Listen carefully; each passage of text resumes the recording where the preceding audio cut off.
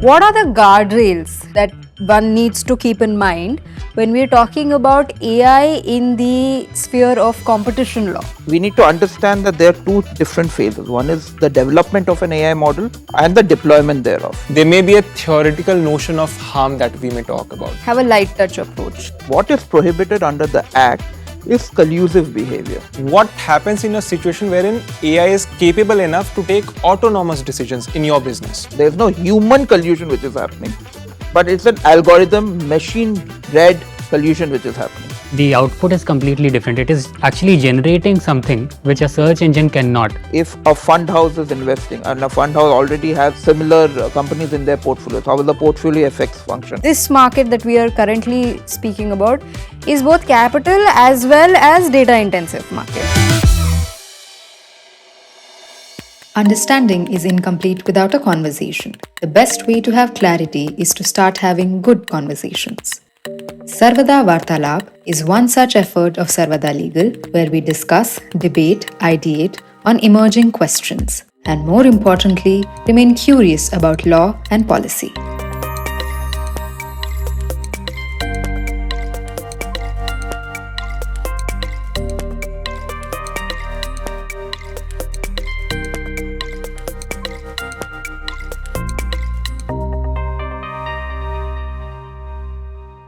Today's day and age, it's safe to say that AI is powering everything. It's a AI powered world. And when I say everything, even businesses are powered by AI. We keep hearing things about, algorithmic pricing and machine learning and recommendations, all of these things. What is the basis of all of this, right? It is data at the end of the day. And there is an adage that says data is the new oil, which is pretty much, it's found its true meaning in today's world. When AI is powering the world in terms of using data and it's the technological medium which is there to stay, what are the guardrails that that one needs to keep in mind when we're talking about AI in the sphere of competition law? That's very interesting. So I was just thinking before you took a very right word, guardrails. Now, before we analyze what is the guardrail, whether we should have a guardrail in this day and age of AI, we need to first understand the value chain, like we keep on talking about. We need to understand that there are two different phases. One is the development of an AI model and the deployment thereof. Obviously, in development, you need inputs in terms of data. You need computational technology. You need the engineering talent. And it takes number of years and a lot of expense to develop a model. Deployment thereof, the marginal cost may not be that high. So we need to appreciate the fact that there are a lot of stages which are there. What we are seeing is a lot of AI tools, which is at the deployment stage perhaps. And the other stage is obviously preceding that is the development stage. So I guess the entire value chain has to be understood to make out a case whether we need guardrails in the first place. I think especially when you talk about competition law as one of the primer here, for guardrails, it is more important to understand that what is the functionality of AI, right? Because there may be a theoretical notion of harm that we may talk about, but in competition law, as the Supreme Court has settled, an effects analysis is required, whether you do analysis of section 3 or section 4, right? So the theoretical notion of harm that yes, there may be a vertical integration or there may be economies of scale or there may be inherent barriers to entry, all those are theories. So before that, let's step back and try to understand also that what is the value chain that we are talking about. Correct. Yeah. But I'm sorry to cut you guys, but what is this value chain that you're even talking about? I'll just give a very brief example here. For example, let's take the example of a search engine that is operating brilliantly. Now that search engine has humongous data set within its realm. Today it decides to integrate an AI model within its system. Now that AI model will obviously have an advantage of that access to network, right? And with the efflux of time, economies of scale will play into its favor. For example, the marginal cost of production, that is the data and other computing resources that will be required, will go down, and the ultimate output of the revenue model that we will focus upon will go up. So this is the value chain that we are talking about right now here. Precisely. See, to understand the value chain and I'll say overall market, one of the best ways is the market study conducted by the competition authorities themselves. So that is being done by India and across the globe. And it's very relevant because if there's any new technology or there are new issues popping up in the market, it's better to assess how that affects everyone in the value chain. That includes the producer, supplier, distributor, and the consumers also. Because if there's any new technology, we may feel that there are new issues in the market, there is actually a harm in the market, but perhaps there may be a case that the nature of market itself is changing. Correct. And that is bound to happen. In this situation, it would be best that if the competition authorities do their studies and come up with some conclusion and identify where are the issues. There may be issues like you mentioned, vertical integration. There may be AI algorithm related issues. There are a lot of issues which is required to be assessed at first, see verifiable harms in the market, and then perhaps take an action. It's very similar to that e-commerce study. So, Correct. like the CCI conducted the e-commerce platform study, and then when it identified the issues, it took some of the enforcement actions. So, we'll have to perhaps wait and see what are the So issues. the idea, what I'm understanding, is that have a light touch approach. See how this, this system pans out, and then take the call, which is pretty much what Meti also did, right? And the other thing I picked up from you is algorithmic issues, right? So when we are talking about algorithm, there's this thing about surge pricing, right? Especially when you talk about airlines or even food aggregators. Like there's one drop of rain outside and the price skyrockets. So when you're talking about algorithms, how is this surge pricing algorithm? What's the competition law angle here? I think we have to really go to the basics and slightly not overcomplicate the entire issue. What is prohibited under the Act? What is prohibited under the Act is collusive behavior. Independent actions are perfectly permissible. So, I may decide as a cement company, for example, that my price of cement per kilogram is 1000 rupees. Maybe high, maybe low, doesn't matter. I have decided myself. Now, that decision may be based on multiple factors. Perhaps an AI tool is helping me out. AI tool may be helping out depending on the demand and supply patterns. They may say you can have these many margins, and the customer, which in this case the builders, will pay for it. That's perfectly fine. What is prohibited is, for example, again the cement example, I'm a cement player, Aman is a cement player. We decide and have a handshake agreement, okay fine, let's have it at 1000 rupees per kilo. Now that is what is prohibited. So that is the conceptual understanding. Now whether AI helps in that or not, that's something which has to be looked into. Now depending on an AI algorithm from a business perspective, in this day and age where, like you said, data is a new oil, it may be actually be a very astute business strategy. Because what does an AI perhaps will do? They will look at the demand patterns. They will look at, say, okay fine, Aman is charging 1000 rupees. So Abid, you can also charge 1000 rupees. That's perfectly fine. Because AI is developing its model on public available data. But the problem what will happen is, where this entire algorithmic collusion has come in, is the AI model is developed in such a manner wherein both the companies, in this case, say in this example, me and Aman, have adopted an AI, and the AI suggests the price wherein please price it both at 1000 rupees, and we agree to it.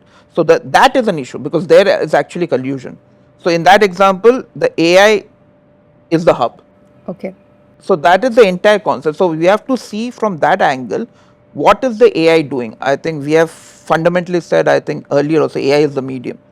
So what is the AI doing? So that is algorithmic collusion. There is no human collusion which is happening, but it's an algorithm machine read collusion which is happening. So you just spoke about hub. Yeah. Can you explain legally what is this hub? So again, rudimentary example, what is prohibited? Prohibition is two players in the same level of market. In this case, that example that I was given, me and Aman, cement players cannot collude. The law was silent on the part that what if, say, Vivek is a common distributor.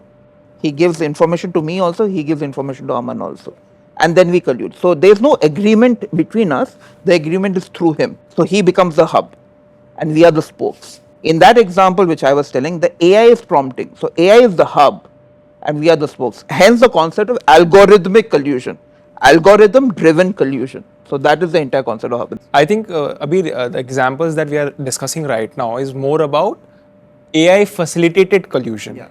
what happens in a situation wherein AI is capable enough to take autonomous decisions in your business. So I remember reading one of the cases of US, I think it's still ongoing, of Yardi Systems. I think Yardi System developed a AI model wherein through which you can develop the rental inputs of the particular area, at what rents should be there, and few property management firms took that technology with them. So there was some case that arose that there's algorithmic collusion because the AI was after a certain point in time capable to take independent decisions also, and it was then fixing the rent all around, and the people who were have licensed that were acting also on it. Correct. So there was a case of algorithmic collusion. It went to the court. There was a motion advanced by these defendants saying that the case should not proceed. To which the court said that AI should also receive same kind of condemnation which a traditional cartel or hub and spoke cartel would have received. Because even if it's providing those information or taking autonomous decision, you are acting on it. Correct. So there is active participation on your part. So that's also one of those aspects that will crop up and will throw up more complex examples. This can be one of the examples, but I'm sure there will be more complex examples to this. Technically, AI can be used as a transparent tool also for signaling. Yeah, I agree. But if there's no evidence of collusion, then it is perfectly fine. It's like the classic cases, merely because there's a price parallelism, that does not mean that there's a cartel. Correct. So there has to be an evidence of collusion. So perhaps in that case, they would have found some evidence. But I would presume that if merely because a technology is involved and everyone is acting on that technology, that by itself should not be the violation. I think what is basically at the end of the day conceptually, is it an independent / interdependent action or a collusive action? See, we are living in a lot of industries are oligopoly. They will mirror each other. Now you may have AI, you may have distributors, etc. as the case may be. That the CC and other jurisdictions have said it's perfectly fine. What is prohibited is collusion. So that I think is the line that has to be drawn. Like in the example which Yardi that you mentioned, AI was prompting tools perhaps on confidential data of the landlords, and people were following it. So there was a decision to follow. So there is a meeting, so there is a collusion at some level. So I think the principles still apply. But again, that test of evidentiary standards, that will obviously be more nuanced in these cases. So essentially what I'm getting from all of you guys is that the classic rules of cartel behavior still applies in some form of or the other in these like recent changes of hub and spoke sort of model.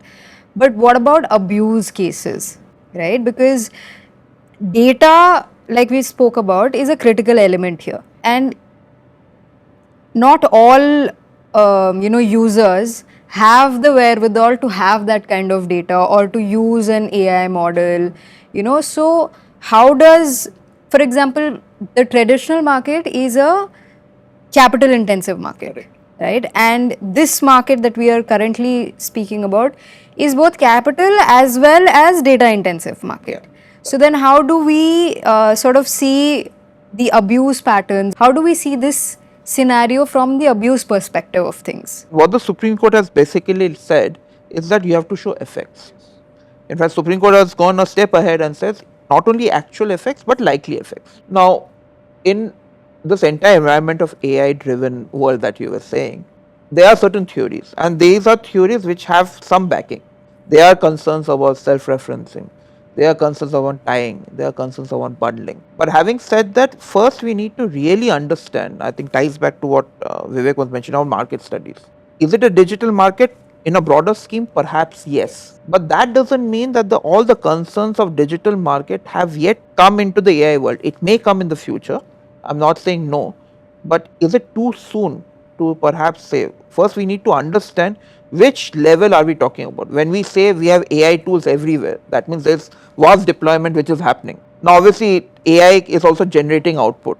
So that generation of output, it may be amounting to search. So we have to see what are the various issues which are there. See, merely because there's an input and an output does not make an AI platform comparable to a search engine, because the output is completely different. It is actually generating something which a search engine cannot. Correct. So we'll have to go back to the principles of relevant market under the Act, that what is substitutable. It has to be in terms of characteristics, usage and price. That's the point. We have to analyze the market thoroughly and see what falls in the relevant market also. That is also a key factor. I agree that ipso facto we just can't term that a foundational model is a search engine. Obviously, more intricate analysis on part of the regulator has to be there as to what is the substitutability of the product in the relevant market, right? Okay. And for that purpose, I think market studies becomes the key, as the CCI is doing or as the METI is doing, because then only you can gain more knowledge that what is the technology all about, and then only you can come down to assessing and determining that how do you meet the standards of law and how do you come to a conclusion. So the market studies will be the key. This is such a interesting topic, right? And within this topic, I want to touch upon, tech deals that we hear. We hear so much about so many crores worth of a tech deal. So how do you look at that in terms of a competition, regulatory perspective? So what you said is so interesting. So what I'll do is I'll divide this response into two parts. First is, do these tech deals, which you read in the newspapers, do they require the blessing of the CCI? The answer is yes. And the reason is because there's been a recent amendment in the competition regulation which essentially says that if your deal is more than 2000 crores and the parties have what they call it as a substantial business operations in India, you need to go to the CCI for approval. So fine, so you will go to the CCI for approval. Now how will the CCI approve the transaction? I'm more concerned with that because like we are all saying, we have to do market studies to understand. Now CCI, when they are seized of a matter, has to give an approval or to give a remedy or to not give the approval for that matter. So what are the principles that the CCI will look into? Again, how do you define the market, like Vivek was mentioning? What is the structure of the market? You will have situations wherein you are acquiring a company which is rich on data. So how will the licensing regime works? And then say, suppose if a fund house is investing and a fund house already has similar companies in their portfolios, how will the portfolio effects function? So these are the various nuances which the CCI will have to gather in such AI tech deals. Going to CCI is one thing, but approval is another thing. Yeah, so I guess there's one more facet that CCI itself has to be well equipped and aware about how the technology works. So if they pass any remedy, it has to be a constructive remedy. Correct. After understanding the technology, I'm sure the market study will come in handy. Yeah. For that. Interesting. I mean, it's a fascinating topic because there's so many discussions that are in play, right? And with AI and so many laws, you talk about competition, privacy, copyright, BNS that you're saying. So it's indeed a learning phase. Like you're saying, you have to understand what is happening in the market. The businesses have to understand. The policymakers have to understand. So I think right now, is it safe to say that we are in a learning phase? We are always in a learning phase. AI, yes, definitely. We are in a wait and watch sphere, I'll say.